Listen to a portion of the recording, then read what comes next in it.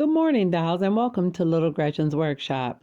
So, there's a few things I want to share with you. I've been quite busy over the last few weeks, and I'm wrapping up things for the new year. So, I want to show you what I've been up to. So, I've made quite a few little boxes and things that I'm preparing. So, yes, I am still going to open my store on eBay, but I've been working on things to load to the site. So, these are some of the little items that I've created to put together to sell. Now, this is like a little toolbox, and all the other ones are, I call it trinket boxes, that can be used in whatever way you like for your miniature settings. But I just kind of wanted you to see some of the little items that I've been working on to prepare to load and stock my store. Now, I do have a lot of things that I've made over the last 3 years here on the channel, so some of those things will be for sale on the site as well. And I've definitely made little boxes like this before, but for those of you all who are new, I just kind of wanted you to see some of the things that I've been working on recently to prepare for my official launch. So now that I've given you a glimpse of these items, let me show you what else I've been up to. Now, in the last episode of What's Happening Among the Dolls, there was an unexpected delivery of multiple hat boxes. So these are some of the hat boxes that were prepared for that particular scene. But now that that scene is over, I will be selecting some of them and setting them aside to be available for purchase. So dolls, sharing all this with you just to give you a little update as to what's been going on behind the scenes. Now, most of these items are things that can be used interchangeably in the dress shop Dollhouse or in some of the ladies' bedrooms and things. So in keeping with working on things for the dress shop Dollhouse, the ladies' bedrooms, and some other related items that could be found in a woman's dressing room or on a vanity.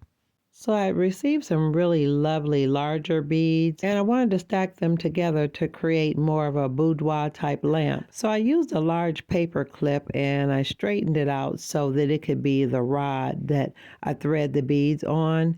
Now I had selected a few smaller beads or spacer beads to be in between the larger ones to separate and stabilize the structure as I stacked it. Now I did use my Loctite super glue gel on the paper clip. Now you see I do have a bead that's kind of more flat or wide on the bottom, so I'm going to use that as my base. So I'm adding a little dot of the Loctite super glue gel right to the hole. And you can see here in this next frame that I'm adding an additional bead because these two pieces are going to be like the base and the starting point for where I stack the beads to create the lamp. Now, dolls, you can use any type of beads in any combination you like. All these beads were gifted to me, so they're what I had on hand. Now, dolls, I want you to be clear and advised that these are non-working lamps, so they won't provide any light. Their sole purpose is to be pretty. Now, I'm applying it to this base because I'm going to want to use that at the bottom of the bead when I'm done, and I'm also using it to protect the top of my table. Now, you can see in this frame I did add a little extra glue to ensure that all the pieces stay together securely. And I really appreciate that the tiny nozzle allows me to apply just the right amount that I need.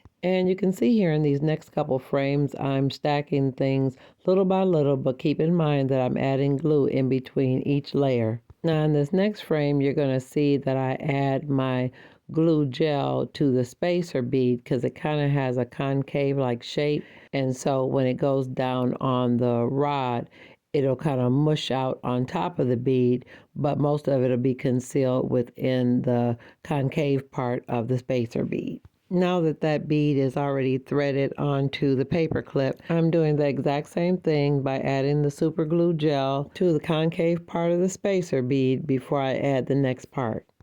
Now this is what I call the crown bead, or the most prominent one, and I'm adding it right on top of everything and allowing it some time to set because I really don't want to move it around too much until that large crown bead is secured. Now at this point I'm looking at a bead that I'm going to use to close it up or end the stack, and I really need a bead that will allow me to rest a little tubing piece on top to give the lamp the impression that it's a hurricane lamp.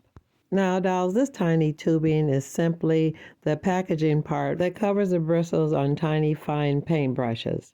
Now, I found a spacer bead that was the right size and shape to be the piece to finish the top of my lamp and to allow the little hurricane tube to rest on as well. Now you can see here it's nice and wide. It'll give a nice resting place for the tube. But first I have to put glue on the inside to make it sure it secures to the yellow bead.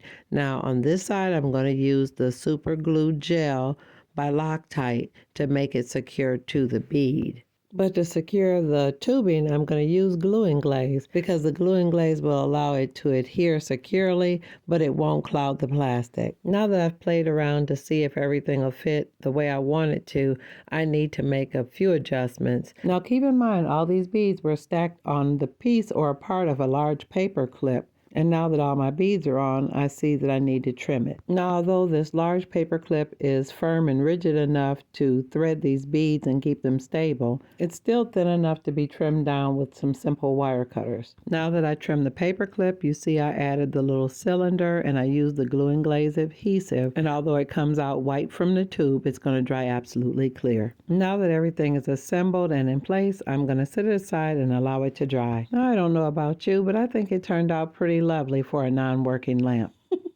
And just so you know, this project was inspired by a gift I received from Susan over at My Mini Madness. And she has a video where she shows you how to make all types of lovely lamps with beads. And I will leave a link in the description of this video for her channel. As you dolls know, I almost never make one of anything, and this is just the part that I didn't show in the making of that first lamp. And I just wanted you to see clearly that the stem or the center core of my lamp was made simply with a paper clip.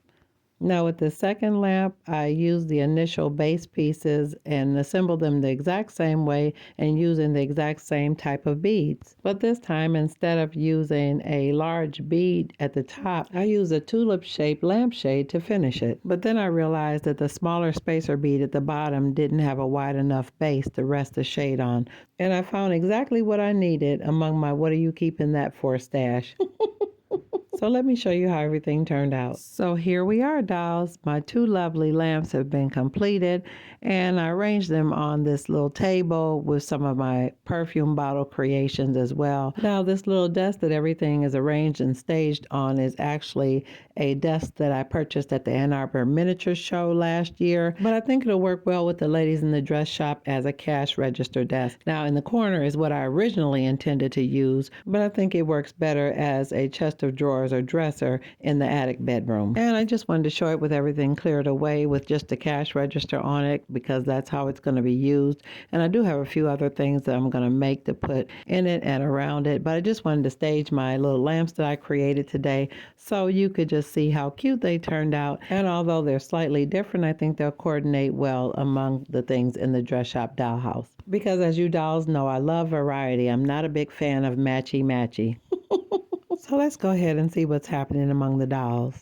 In our last episode, just before Christmas, the dress shop received an unexpected delivery of a multitude of hat boxes, which Miss Marva signed for without hesitation, without getting clearance or authorization from Aunt Bess or Aunt Janie. The ladies assisting Miss Marva attend to the shop were concerned and worried. Aunt Bess immediately relieved them of their concerns and they were allowed to leave. As the other ladies left, Aunt Bess commended Miss Marva and thanked her for signing for the big delivery. And as those words fell from her lips in the very same breath, she quickly apologized to Aunt Janie for forgetting to tell her she placed this big order. And she quickly began to open the boxes and hand the ladies the contents. The lovely boxes were filled with hats for next year's spring collection. Aunt Bess assured Aunt Janie that although it was a big delivery, she got it at a great price because she ordered ahead of season. And although the hats and bonnets that were in the lovely hat boxes were absolutely stunning and truly beautiful, but Aunt Janie was concerned that Aunt Bess was spending way too much money way too fast for this time of year. But Aunt Bess insistently defended her purchase decision because these hats and bonnets were made by the same millinery that made the bonnet that Marguerite came back from her honeymoon in. But Aunt Janie reminded her that they had just purchased the new cash register desk, it was winter time, and they needed a new girl. At that moment, Miss Marva saw her opportunity, and she volunteered to work at the shop without wages. She said that she would prefer to be paid in goods and services. They had never considered to employ anyone under those terms. Aunt Bess thought that was a wonderful idea. Aunt Janie's gaze locked on Aunt Bess, and without even looking at Miss Marva, Aunt Janie said, "We'll discuss it and get back to you."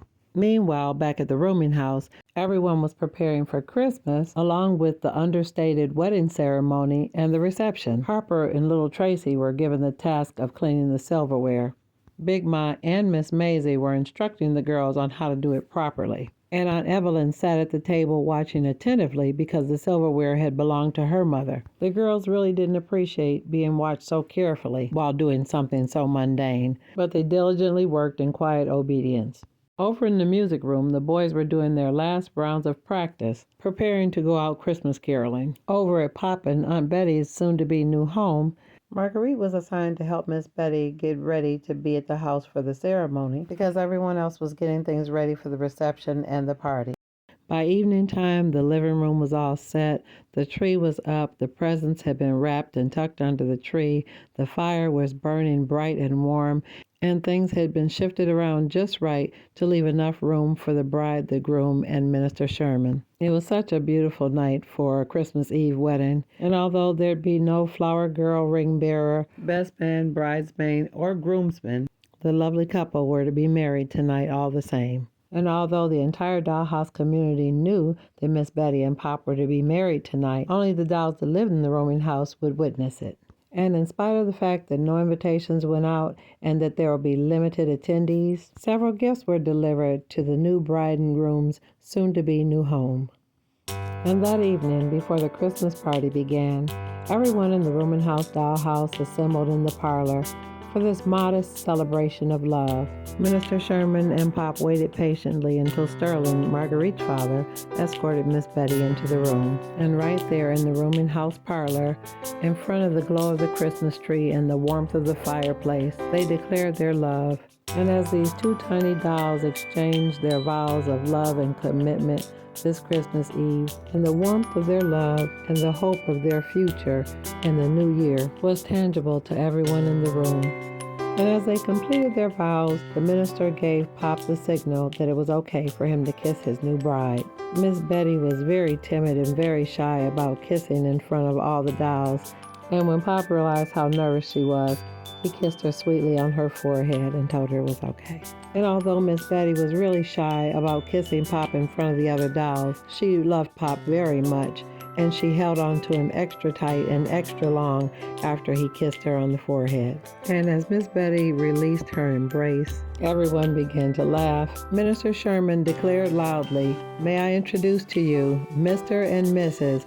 Pop Little." And just like that, if you look closely, Miss Betty's smile appears to be a little bit bigger. And all the dolls began to cheer, clap, and laugh for the new couple who've become man and wife on this glorious Christmas Eve. Everyone followed as the new couple proceeded to the dining room to start their reception and to begin the Christmas Eve celebration. And it was really amazing. As the evening went on, the closer you looked at Miss Betty, the happier she appeared.